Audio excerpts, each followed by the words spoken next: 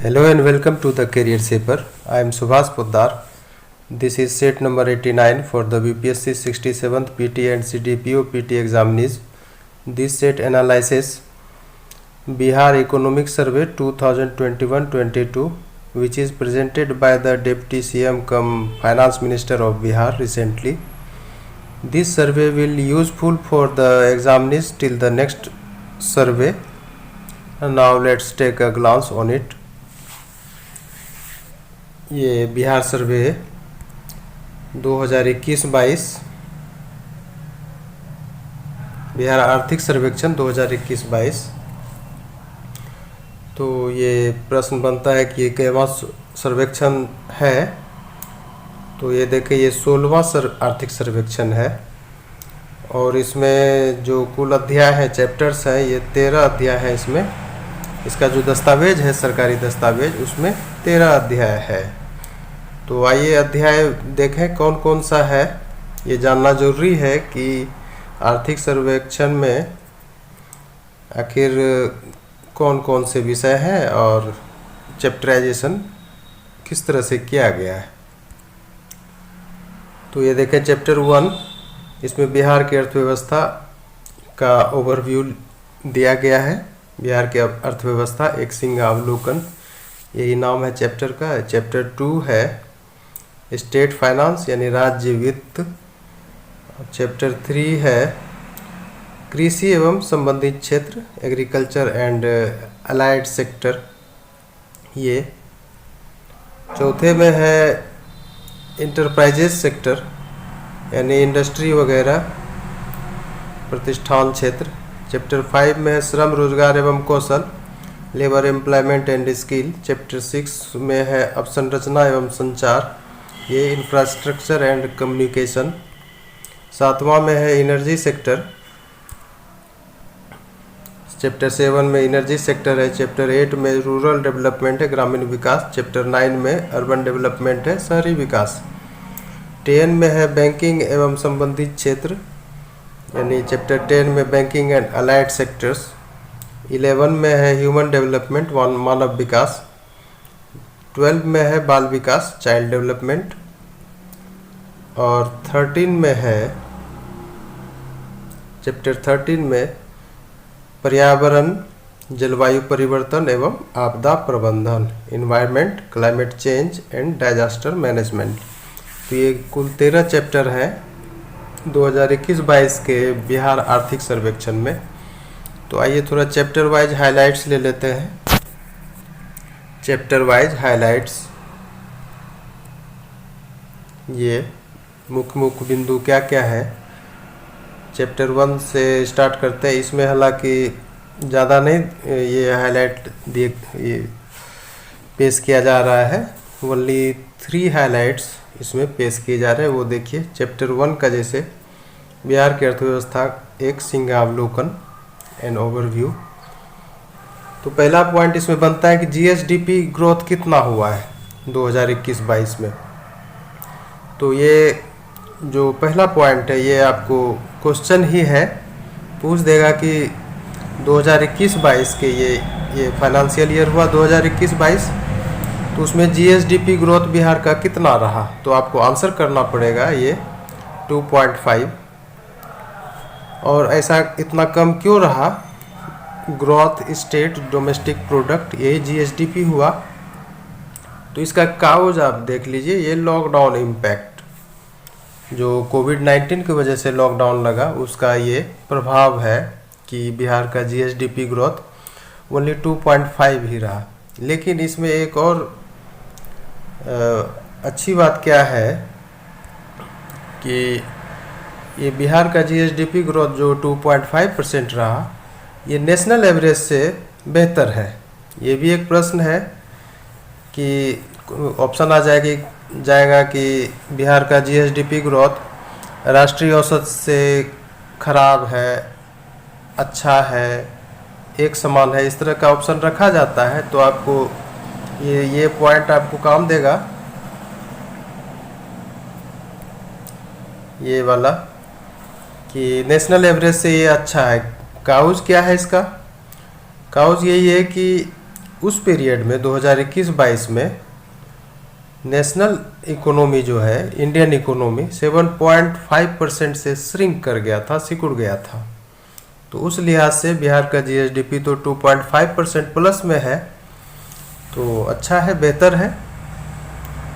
तीसरा पॉइंट इसमें है क्या कि वर्तमान मूल्य जो है, करंट प्राइस, उस पे प्रति व्यक्ति आय कितनी है, ये भी पूछा जाता है कि बिहार का प्रति व्यक्ति आय वर्तमान मूल्य पर कितना होगा, ऑप्शन दिया रहता है। तो ये देखें 2021-22 के फाइनेंशियल ईयर में बिहार का पीसीआई यानी पर कैपिटा इनकम 50,555 रुपया था, जबकि भारत का कुछ अधिक है, 86,659 रुपये। तो ये सब चीज़ आपको याद रखना है। और पिछले 5 साल का जब डेटा लिया गया 2016 से, ये 2016-17 से 2020-21, तो उसमें देखिए ये 3 क्षेत्र का वृद्धि दर देखा गया बिहार में। ये पहला है, ये क्षेत्र हुआ, ये बिहार में वृद्धि दर हुआ, और पिछले 5 वर्षों के दौरान तो प्राइमरी सेक्टर में कितना वृद्धि देखा गया, ये 2.3, सेकेंडरी सेक्टर में, द्वितीयक क्षेत्र में, ये है सेकेंडरी सेक्टर, इसमें 4.8, टर्सरी सेक्टर यानी तृतीयक क्षेत्र में 8.5, और ये सर्वाधिक रहा। और अब आइए, ये तो पहला चैप्टर का हाईलाइट यही तक था। अब आइए चैप्टर 2 में, जिसका चैप्टर का नाम है राज्य वित्त यानी स्टेट फाइनेंस। तो स्टेट फाइनेंस में यही सब आता है, कैपिटल एक्सपेंडिचर आता है, रिवेन्यू एक्सपेंडिचर आता है, उसको जब जोड़ देते हैं तो टोटल एक्सपेंडिचर आता है। ये कैपेक्स है, कैपिटल एक्सपेंडिचर, सीई। तो ये हालांकि राशि करोड़ में है, 26,203 करोड़। और ये रिवेन्यू एक्सपेंडिचर है 1,39,493 करोड़ रुपये। और जब ये दोनों ऐड कीजिएगा तो टोटल एक्सपेंडिचर निकलता है 1,65,656 करोड़ रुपये। तो कभी एग्जाम में आपको पूछ देगा कि टोटल एक्सपेंडिचर में क्या क्या शामिल होते हैं, तो आपको ये आंसर देना पड़ेगा, ये वाला पॉइंट कि सीई प्लस आरई यानी कि revenue expenditure plus capital expenditure, यही टोटल एक्सपेंडिचर होता है। अब देखिए पिछली साल की तुलना में फाइनेंशियल ईयर 2021-22 में टोटल एक्सपेंडिचर कितना बढ़ा है, 13.4% बढ़ा है। तो आपको ये भी प्रश्न ही है, पिछले साल की तुलना में फाइनेंशियल ईयर 2021-22 में टोटल एक्सपेंडिचर कितना बढ़ा है, तो आंसर आपको 13.4% देना पड़ेगा। अगला पॉइंट देखें, पिछली साल की तुलना में फाइनेंशियल ईयर 2021-22 में राज्य सरकार द्वारा इन सेवाओं पर व्यय बढ़ाए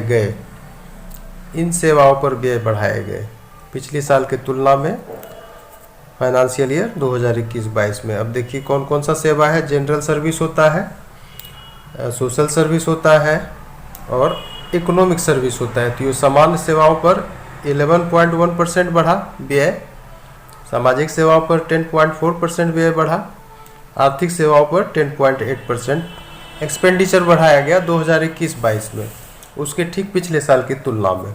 अगला पॉइंट है फाइनेंशियल ईयर 2021-22 में बिहार सरकार की प्राप्तियां यानी रिसिप्ट्स। वो प्राप्तियां देखिए, रेवेन्यू रिसिप्ट्स यानी कि राजस्व प्राप्तियां, जिसको RRR से शो किया जाता है, ये इतना था 1,28,168 करोड़ रुपये ये। और कैपिटल रिसिप्ट कितना था, ये CR 36,735 करोड़ रुपये। तो अगला पॉइंट है, राज्य सरकार ने अपने कर और गैर कर स्रोतों में से राजस्व में थोड़ी वृद्धि हुई है। राज्य सरकार के अपने कर और गैर कर स्रोतों से राजस्व में थोड़ी वृद्धि हुई है, यानी कि अपना जो इसका सोर्स है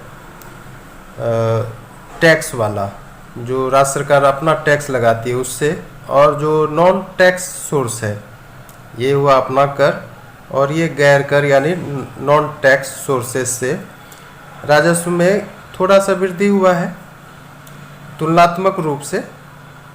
ये देखें, RS 33,858 करोड़ से बढ़कर RS 36,735 करोड़ हो गया है। कब? तो ये फाइनेंशियल ईयर है, इस चीज़ को याद रखेंगे। ये देखिए, ये फाइनेंशियल ईयर 2019-20 ये ऊपर में राशि है, इससे बढ़कर फाइनेंशियल ईयर 2020-21 में इतना हो गया है। तो बहुत मामूली बढ़त हुई है, लेकिन वृद्धि हुई है। 33,000 से 36,000 करोड़ में आया है। तो ये स्टेट फाइनेंस से रिलेटेड था हाईलाइट। अब चैप्टर 3 में आइए, जो एग्रीकल्चर एंड एलाइड सेक्टर है, ये कृषि और संबंधित क्षेत्र। तो इसमें बिहार की अर्थव्यवस्था में तो जानते हैं कि कृषि एक बहुत अहम स्थान रखता है, ये तो सही है। बिहार में एग्रीकल्चर और एलाइड सेक्टर्स में ग्रोथ समान गति में है, अर्थात स्टीडी रहा है। ये पॉइंट नोट कर लीजिएगा कि बिहार में एग्रीकल्चर एंड एलाइड सेक्टर्स का ग्रोथ क्या है, बहुत फास्ट है, बहुत स्लो है, एक समान है, इस तरह से ऑप्शन में आएगा क्वेश्चन। तो आपको समान गति मारना है, स्टीडी मारना है, ये चीज़ याद कर लीजिए। और पिछले 5 साल का लिया गया है डेटा। ये देखें, पिछले 5 वर्षों में यानी 2016 से 2020-21 में क्या है, 2.1% की समान दर है, इससे बढ़ा है। तो ये चीज़ बिल्कुल याद कर लीजिए, ये वाला, ये कितना से एक समान दर से बढ़ रहा है पिछले 5 साल से, तो 2.1%, ये याद रखने का है। जिसमें इनके सब सेक्टर्स, अब कृषि क्षेत्र में ढेर सारे सेक्टर होते हैं। ये देखिए, लिव स्टॉक एंड फिशरीज क्रमशः 10% और 7% के पेस से बढ़ा है, एक समान वृद्धि हुई है। पेस मतलब वही होता है, एक समान चाल होता है। तो ये भी याद रखना है कि लिव स्टॉक और फिशरी में पिछले 5 वर्षों में 10% और 7% रेस्पेक्टिवली ये एक समान दर से बढ़ा है। अब देखिए, फिश प्रोडक्शन में राज्य लगभग आत्मनिर्भरता की स्थिति में है। ये भी याद रखना है कि पूछ देगा कि आत्मनिर्भरता की स्थिति बिहार में किस क्षेत्र में है, तो दे देगा फिशरी दे देगा, और भी इस तरह से दे देगा। तो आपको फिशरी मारना है। क्यों मारना है, इसका काउज देख लीजिए। 2020-21 के फाइनेंशियल ईयर में इसका जो प्रोडक्शन था 6.83 लाख टन था। इस वजह से ये आत्मनिर्भरता की स्थिति भारत को लगभग आई है फिशरी में। अब देखिए, ग्रॉस क्रॉप्ड एरिया है, GCA, ये याद रखिएगा, ग्रॉस क्रॉप्ड एरिया, ये 2019-20 में इतना लाख था। ये पॉइंट याद रखना, 2019-20 के फाइनेंशियल ईयर में 72.97 लाख हेक्टेयर था ग्रॉस क्रॉप्ड एरिया। अब देखिए, ये क्रॉपिंग इंटेंसिटी भी निकाला जाता है। तो जब इतना लाख हेक्टेयर का इसका ग्रॉस क्रॉप्ड एरिया हुआ 2019-20 में, तो क्रॉपिंग इंटेंसिटी परसेंटेज में निकाला जाता है, 144% था। ये आप याद कर लीजिएगा इस पॉइंट को अच्छा से, ये काम का है, पूछ देगा। और फाइनेंशियल ईयर 2020-21 में देखिए ये पॉइंट, कुल खाद्यान्न उत्पादन इतना 17.95 लाख टन, कुल दुग्ध उत्पादन 115.01 लाख टन, कुल मत्स्य उत्पादन 6.83 लाख टन।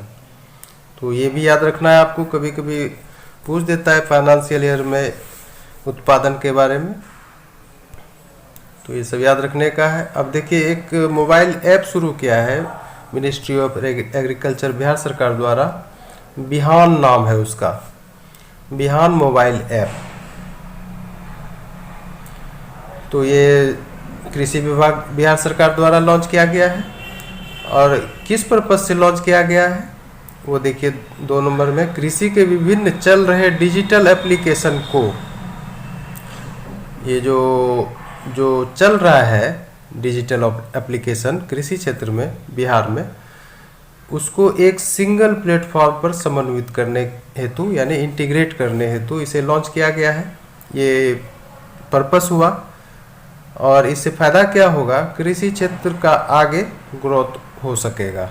तो यही फ़ायदा होगा इसका। इसलिए बिहान ऐप आप याद रखिएगा, ये वाला बिहान ऐप। तो इस तरह से आप इसका 3 चैप्टर का हाईलाइट लिए, बिहार इकोनॉमिक सर्वे 2021-22 का। इसको आप माइन्यूटली अध्ययन करें, इससे प्रश्न लगभग 10 की संख्या में निकलेगा और वो पूछेगा, इसमें no doubt. Thank you very much.